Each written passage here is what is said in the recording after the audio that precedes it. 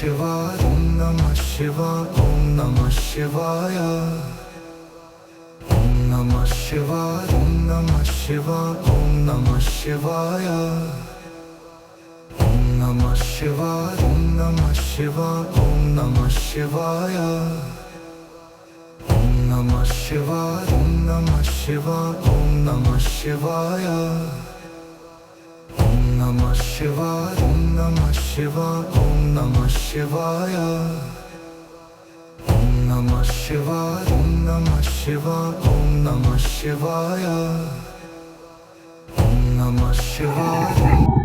नमस्कार साथियों, आप मेरे पीछे जो ये पशुपतिनाथ का मंदिर देख रहे हैं, ये नेपाल के पशुपतिनाथ का मंदिर नहीं है, ये भारत में स्थित है और भारत के उत्तर प्रदेश राज्य के बरेली शहर में ये पशुपतिनाथ का मंदिर है। तो आज हम इसी मंदिर के दर्शन करेंगे।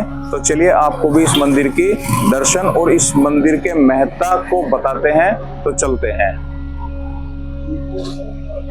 ये पूरा मंदिर जो है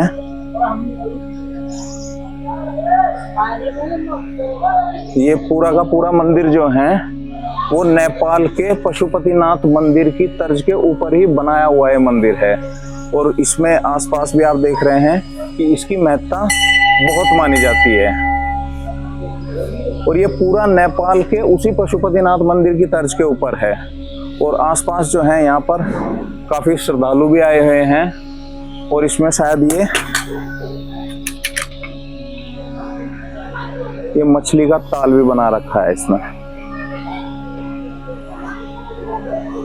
तो चलिए जो है आज आचार्य जी से इस बारे में जानकारी लेते हैं कि आखिरकार इस मंदिर की जो है वो क्या महत्व है।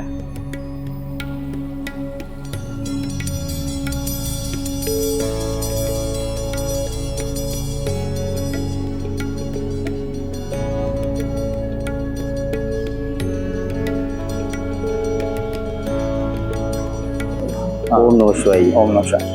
तो आज हम इस पशुपतिनाथ मंदिर की महत्ता के बारे में और इसकी प्राचीनता के बारे में आचार्य जी से जानेंगे और आचार्य जी से जानने की कोशिश करेंगे कि आखिर इसकी महत्ता और इसकी प्राचीनता कितनी है। तो आचार्य जी आपका बहुत बहुत स्वागत है।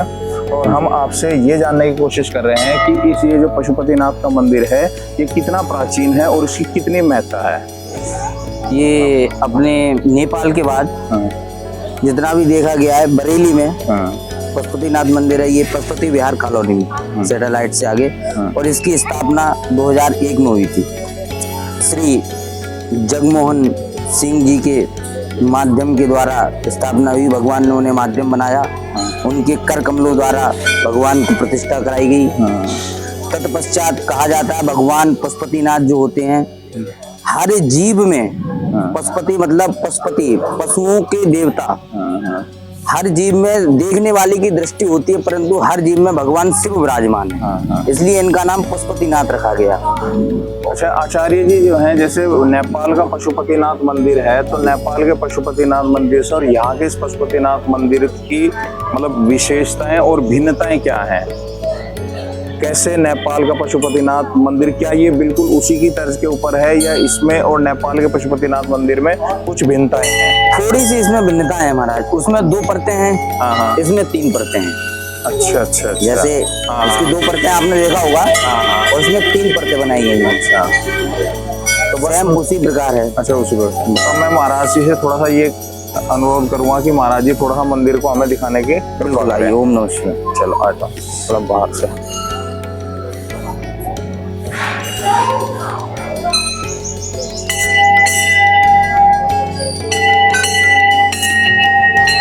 तो ये महाराज जी ये क्या इस तरफ क्या? ये बाबा का कैलाश पर्वत विराजमान है। अच्छा, ये यहाँ पर जब बाबा के लिए जल ऊपर से प्रवाहित होता है। अच्छा, नीचे ये सब कम से कम 1100 शिवलिंग विराजमान है यहाँ पर नर्मदेश्वर। अच्छा। इधर अंदर आइएगा और पशुपतिनाथ बाबा के इधर 108 भी शिवलिंग विराजमान है। अच्छा 108 शिवलिंग को स्थापित किया हुआ है यहाँ पे। अच्छा, तो मंदिर के चारों तरफ ही है? मंदिर की ये चारों तरफ है।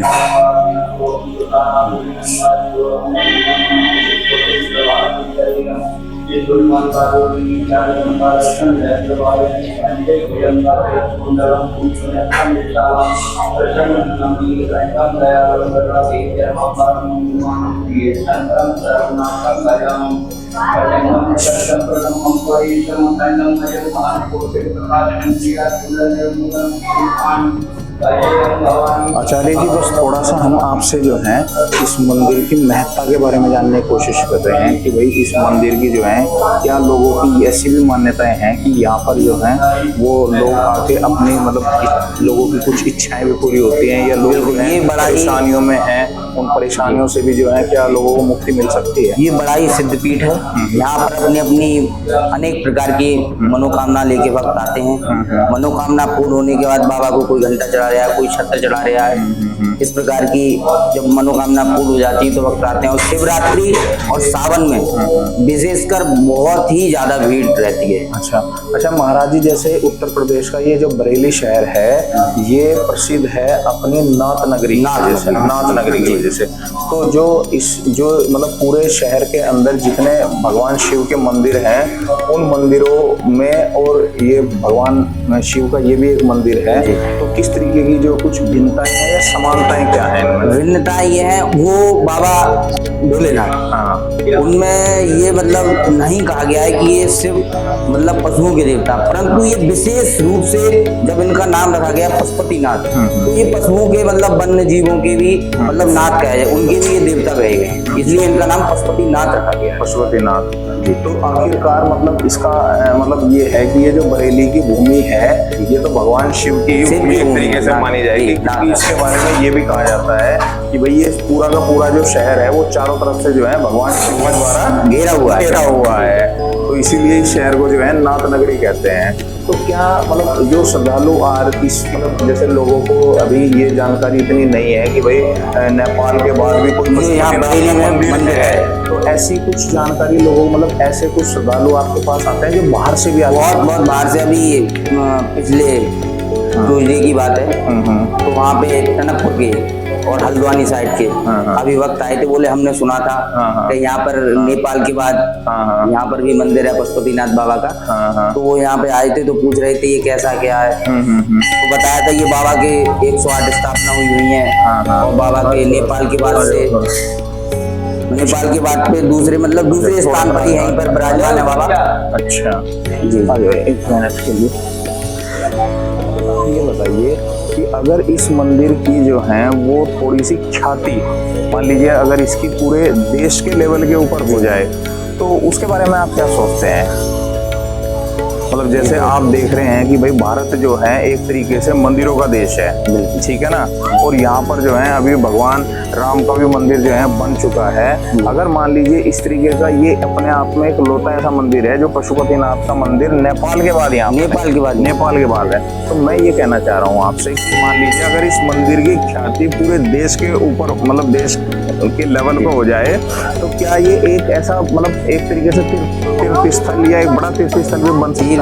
बहुत ही भव्य स्थान बनेगा बाबा की कृपा से। और बाबा की जब कृपा होगी तो सब कार्य संपूर्ण होते चले जाते हैं। क्योंकि मतलब अपने आप में जैसे भी हमने भी पहले इस बात को सुना था कि भाई पशुपतिनाथ का मंदिर उत्तर प्रदेश के बरेली में भी है, तो हम थोड़ा सा आश्चर्य में ये हुए कि भाई पशुपतिनाथ का मंदिर तो जो है वो वहाँ क्या नाम नेपाल में ही है, तो यहाँ बरेली में कौन सा पशुपतिनाथ का मंदिर है? तो मेरा मतलब कहने का ये है कि अगर इसकी थोड़ी सी जो है और प्रसिद्धि भारत के लेवल पे, तो सरकार से थोड़ा सा कुछ आप कहना चाहोगे कि अगर मतलब मंदिर की ख्याति और बढ़े और लोगों का यहाँ देश विदेश से भी बिल्कुल अलग अलग जगह से भी लोग आए यहाँ पर?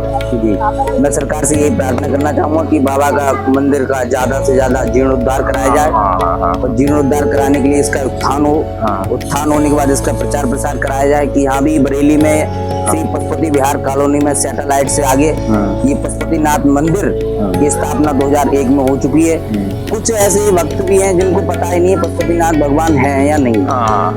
इस वजह से अब जैसे नंदबेश्वर बाबा हैं, स्फटिक के बाबा हैं, तो सबको पता है, जानकारी है, परंतु ये पशुपतिनाथ बाबा बरेली में भी मंदिर है ये जानकारी नहीं। ये जानकारी नहीं है, तो वही है। अच्छा महाराज, अगर मान लीजिए इस मंदिर में किसी को आना हो तो बाहर से मतलब कोई बरेली के बाहर से या इस राज्य के बाहर से अगर आना चाहे तो किस तरीके से मतलब इस मंदिर तक पहुंच सकता है? प्रदेश राज्य से दूसरे राज्य से, दूसरे जैसे उत्तराखंड हो गया या कोई मान लीजिए राज्य हरियाणा हो गया, दूसरे जो राज्य हैं अन्य राज्यों से अगर श्रद्धालु यहाँ पर पहुँचना चाहे तो किस तरीके से यहाँ मतलब ट्रेन के द्वारा भी पहुँच ट्रेन के माध्यम से भी आ सकते हैं और बस के माध्यम से भी व्यवस्थाएं सैटेलाइट पे बस आती है और ट्रेन अपना बरेली। अच्छा, मतलब बरेली जो है ये पूरी तरीके से मतलब वेल कनेक्टेड है ट्रेनों से भी बस से भी, मतलब अलग राज्य के लोग भी यहाँ पर बहुत भक्तगण ये भी हैं कि अपनी वाहनों से भी आते हैं बाबा के दर्शन करने। हाँ। कुछ समय पहले अभी भी आए थे।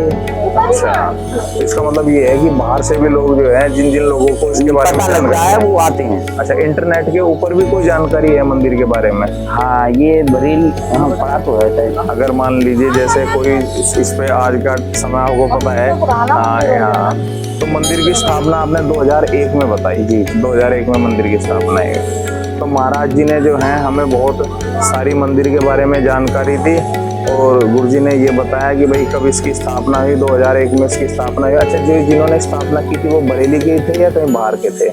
रहने वाले तो एक पास के गांव में, बरेली के पास में, वहाँ के रहने वाले हैं। अच्छा, परंतु वो यहीं रहते हैं बरेली में। बरेली नाम, उनका शुभ नाम है श्री जगमोहन सिंह जी। और उनके ही कर कमलों द्वारा बाबा का आदेश मानिए, बाबा की कृपा मानिए, उनके माध्यम से ही उनको प्रेरणा दी बाबा ने। ठीक। और उनके चरण कमलों से उनका आह्वान। आपने बहुत हमें समय दिया, इसके लिए आपका बहुत बहुत धन्यवाद। मंदिर की आपने जानकारी दी।